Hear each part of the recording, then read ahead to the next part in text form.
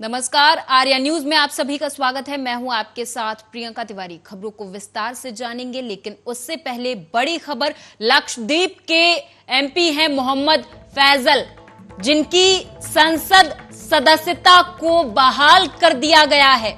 सजा के बाद छिनी थी फैजल की सदस्यता। मोहम्मद फैजल की संसद सदस्यता को बहाल कर दिया गया है। लक्षद्वीप के सांसद मोहम्मद फैजल की लोकसभा की सदस्यता बहाल कर दी गई है। उन्हें एक मामले में सजा के बाद उनकी सदस्यता चली गई थी, लेकिन हाईकोर्ट से सजा पर रोक के बाद उनकी सांसदी वापस मिल गई। हाईकोर्ट से सजा पर रोक के बाद भी मोहम्मद फैजल को सांसदी बहाल होने का इंतजार था और इस संबंध में कोई फैसला न होता देख उन्होंने सुप्रीम कोर्ट में अर्जी दाखिल की थी। हालांकि सुप्रीम कोर्ट में सुनवाई से पहले ही उनकी सांसदी को बहाल कर दिया गया है। बड़ी खबर, लक्षद्वीप के सांसद मोहम्मद फैजल की सदस्यता जो छिन गई थी वो अब बहाल कर दी गई है।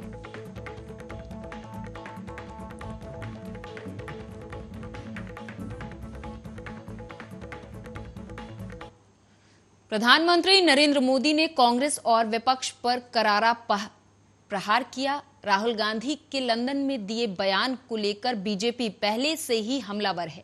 पीएम ने बिना नाम लिए कहा कि विश्व के मंच पर किसी का डंका बज रहा है तो वो है भारत। ऐसे में पीएम मोदी ने और क्या कुछ कहा, सुनाएंगे। कहा करते थे जनसंघ के जमाने में, बड़े बड़े नेता कहते थे जनसंघ को जड़ से उखाड़कर फेंक देंगे।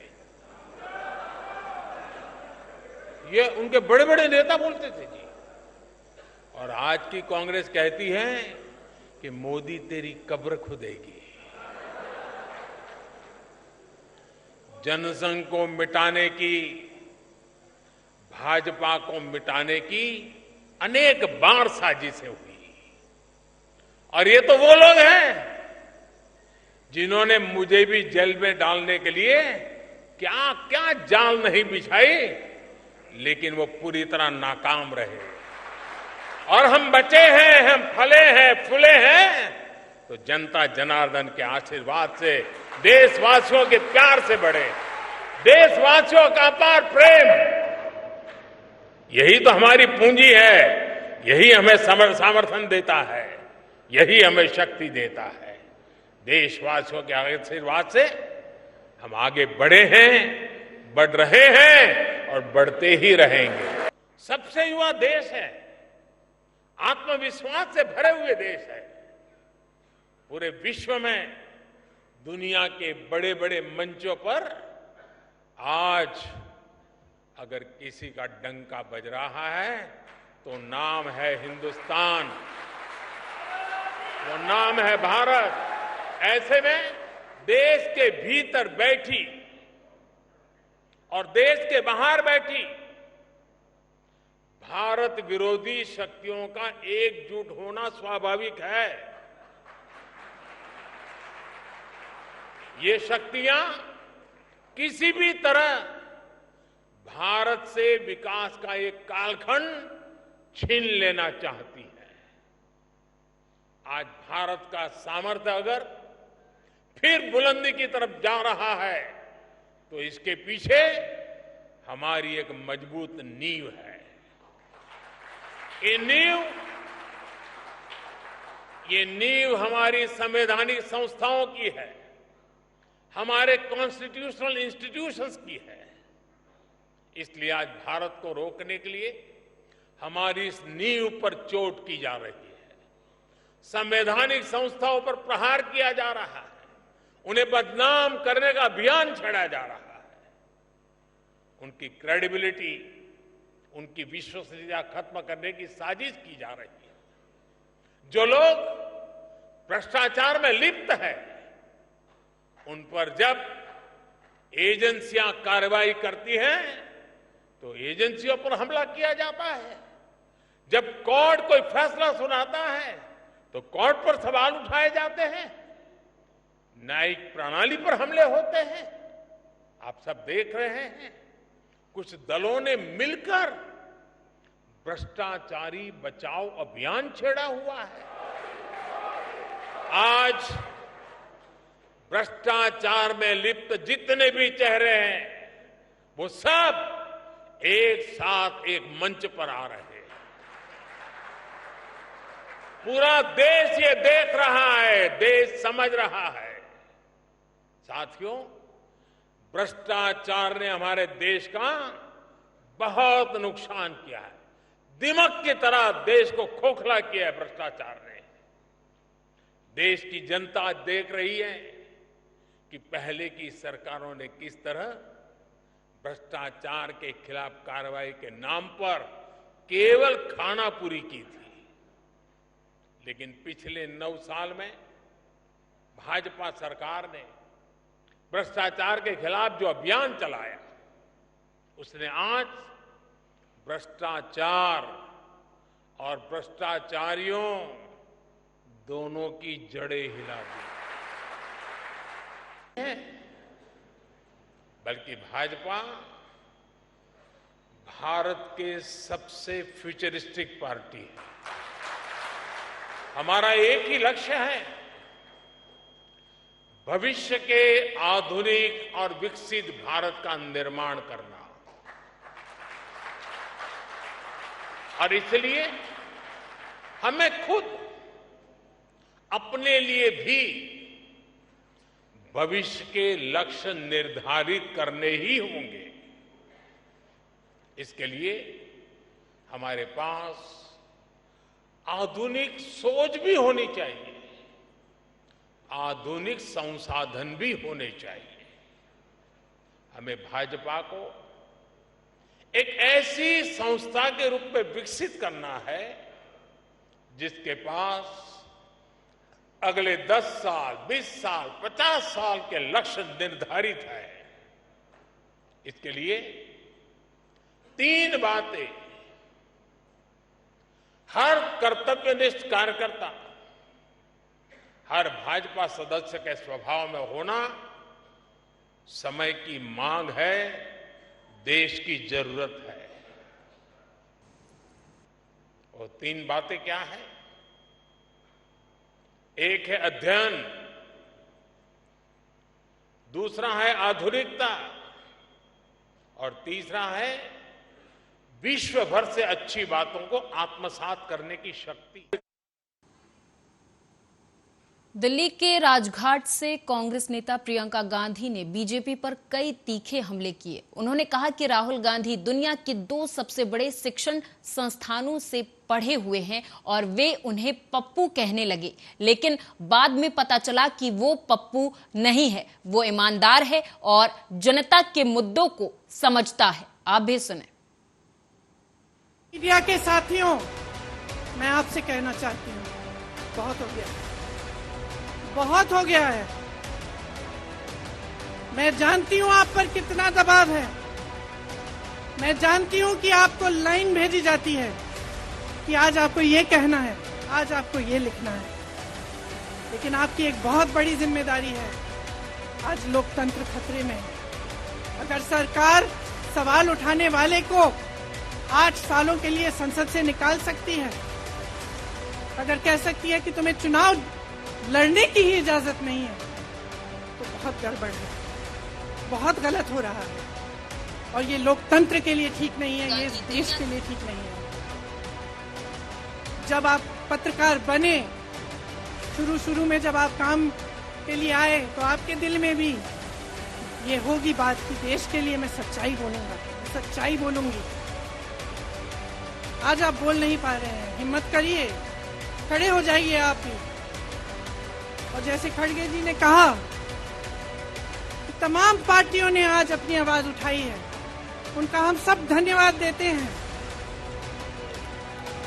और हम सबको एक होना पड़ेगा, इसलिए होना पड़ेगा क्योंकि आज ये देश खतरे में है। आज इस देश की सारी संपत्ति एक आदमी को सौंपी जा रही है और उस आदमी को बचाने के लिए पूरी सरकार खड़ी हो जाती है। बहुत गलत हो रहा है। अगर आज मेरे भाइयों और बहनों आप इसको पहचान नहीं पाएंगे तो इस देश को बहुत खतरे में डाल देंगे। इसीलिए यहाँ खड़े हुए महात्मा गांधी जी की समाधि के कुछ ही गज दूर खड़े हुए मैं आपको याद दिलाती हूँ कि कितनों ने इस देश के लिए अपना खून बहाया है,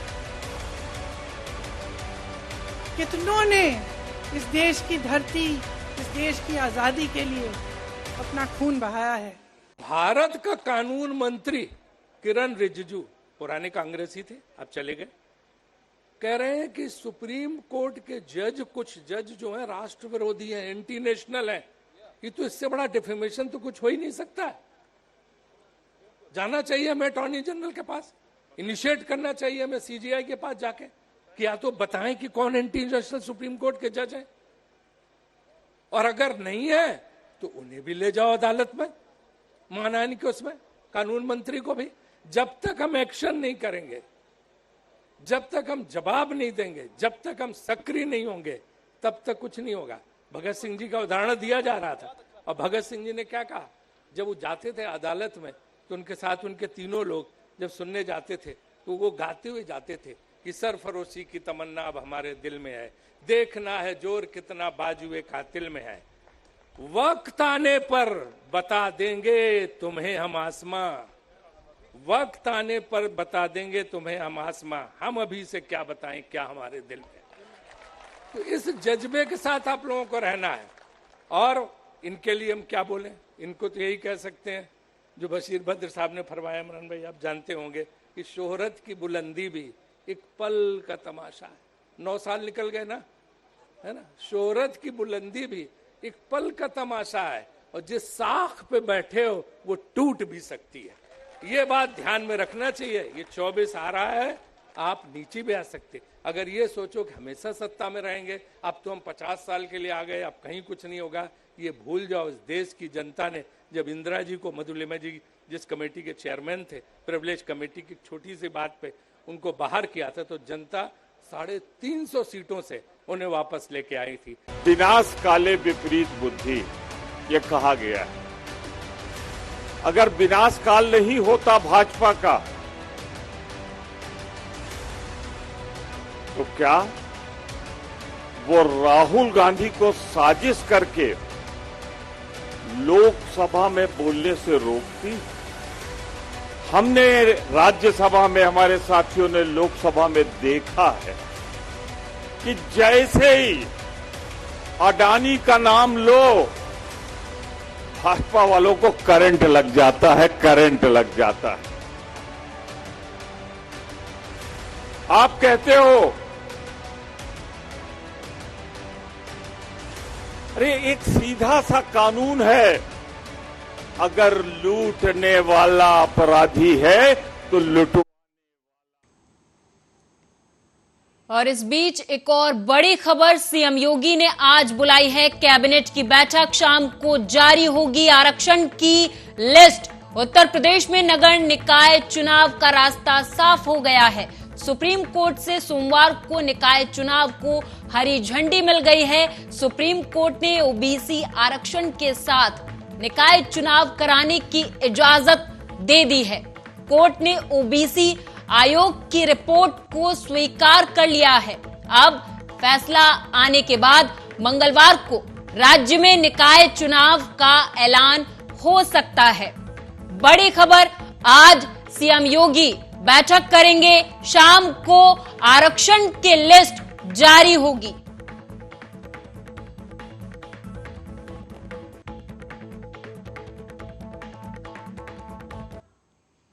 बता दें कि निकाय चुनाव को लेकर समाजवादी पार्टी की सभी तैयारियां पूरी हो गई हैं। पार्टी निकाय चुनाव मजबूती के साथ लड़ेगी। ये जानकारी समाजवादी पार्टी के प्रवक्ता सुनील सिंह साजन ने मीडिया को दी।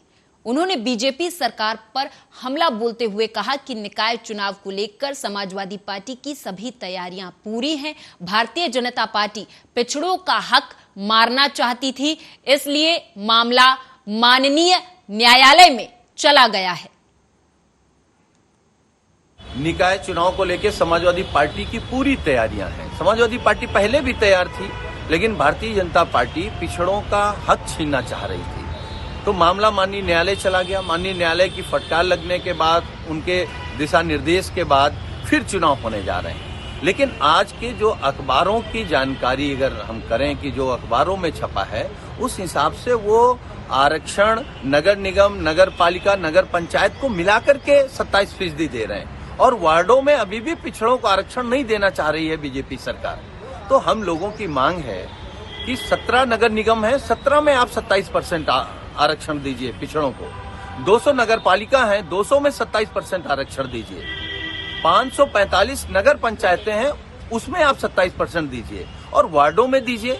अगर लखनऊ की बात करें तो लखनऊ में 110 वार्ड में आप 27% दीजिए, लेकिन अभी भी वार्डों में बीजेपी सरकार पिछड़ों को आरक्षण नहीं देना चाह रही।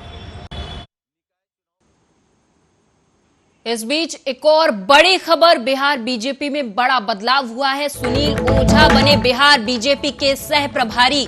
बीजेपी ने पत्र जारी कर नियुक्ति दी है। प्रधानमंत्री नरेंद्र मोदी के करीबी बीजेपी के वरिष्ठ नेता सुनील ओझा का उत्तर प्रदेश से बिहार ट्रांसफर हो गया है। ओझा को बिहार में पार्टी का सह प्रभारी नियुक्त किया गया है। पार्टी के राष्ट्रीय अध्यक्ष जेपी नड्डा ने बुधवार को उन्हें बिहार के बीजेपी सह प्रभारी की जिम्मेदारी सौंपी है। सुनील ओझा मूल रूप से गुजरात के रहने वाले हैं और पीएम मोदी के करीबी नेताओं में से एक हैं। सम्राट चौधरी को बिहार बीजेपी का अध्यक्ष बनाने के बाद ओझा को सह प्रभारी बनाए जाने के फैसले को अहम माना जा रहा है। बड़ी खबर, सुनील ओझा बिहार बीजेपी के सह प्रभारी बनाए गए हैं।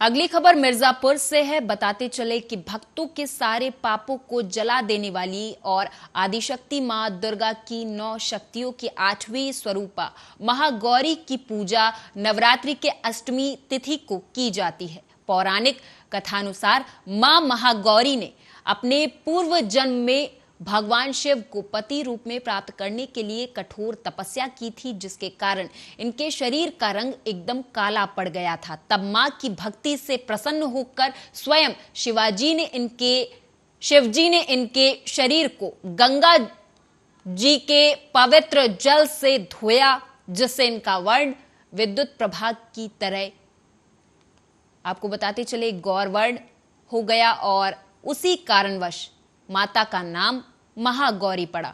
माता महागौरी की आयु 8 वर्ष मानी गई है। इनकी 4 भुजाएं हैं, जिनमें एक हाथ में त्रिशूल है, दूसरा हाथ अभय मुद्रा में है, तीसरे हाथ में डमरू सुशोभित है और चौथा हाथ वर मुद्रा में है। इनका वाहन वृष है।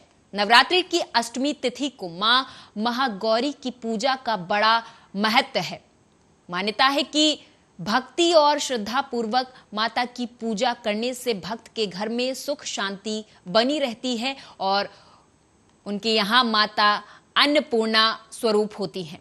इस दिन माता की पूजा में कन्या पूजन और उनके सम्मान का विधान है। कि आज जो पूजन का विधान है, जो भक्तजन माँ के नवरात्रि में प्रथम दिन और अंतिम दिन व्रत रहते हैं, वो भी आज अष्टमी के दिन व्रत करेंगे। और साथ में आज माँ गौरी का दिन है। आज दिन माँ का महागौरी के रूप में पूजन किया जाता है। माँ गौरी पार्वती जी का ही स्वरूप है। माता पार्वती जी 8 वर्ष की अवस्था में तपस्या कर रही थी, तभी से उन्हें महागौरी के रूप में लोग जानते हैं।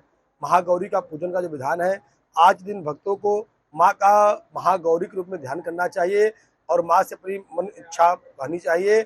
माँ कृपा से इच्छाएं पूर्ण होती हैं। माँ को आज दिन भोग में छेने का मिठाई और फल में अंगूर का भोग लगाना चाहिए। कि आज जो पूजन का विधान है, मैं माता के दर्शन के लिए लगभग 40-42 साल से आ रहा हूँ। इस बार जो व्यवस्था हमने देखा, पिछले विगत वर्षों से बहुत सुंदर और बहुत अच्छा व्यवस्था देखा। भीड़ रहते हुए भी अच्छा ढंग से दर्शन हुआ। सब व्यवस्था गंगा जी से लेके, गंगा जी के तट घाट से लेके हर जगह व्यवस्था बहुत सुदृढ़। अगली खबर कन्नौज से है, जहां देर रात जिला अस्पताल कैंपस में चोरों ने तांडव मचाया। चोरों ने एक साथ 9 डॉक्टरों के घर को निशाना बनाया और ताले तोड़कर लाखों रुपयों का कीमती सामान चुरा लिया। छुट्टी पर जाने की वजह से सभी डॉक्टरों के घरों पर ताला लगा था और मौके का फायदा उठाकर चोरों ने चोरी की घटना को अंजाम दिया। फिलहाल पुलिस ने FIR दर्ज कर मामले की जांच शुरू कर दी है।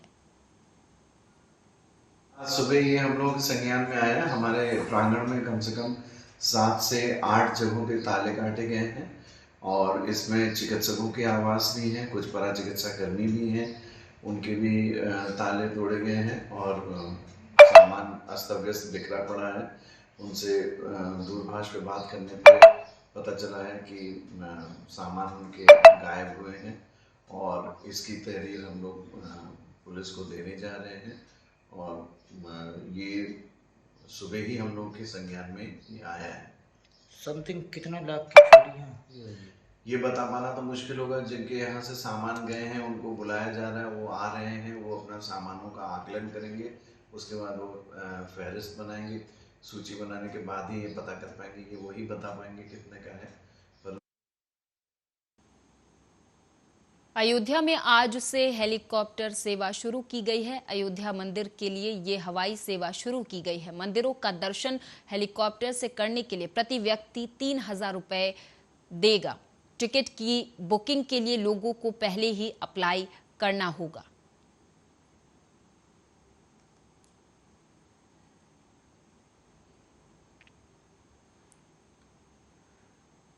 यूपी के बुलंदशहर के शिकारपुर में सराय पुरानी अनाज मंडी से स्वच्छ सर्वेक्षण अभियान के अंतर्गत मशाल यात्रा निकाली गई। बता दें, इस मशाल यात्रा को SDM शिकारपुर ने हरी झंडी दिखाकर रवाना किया है।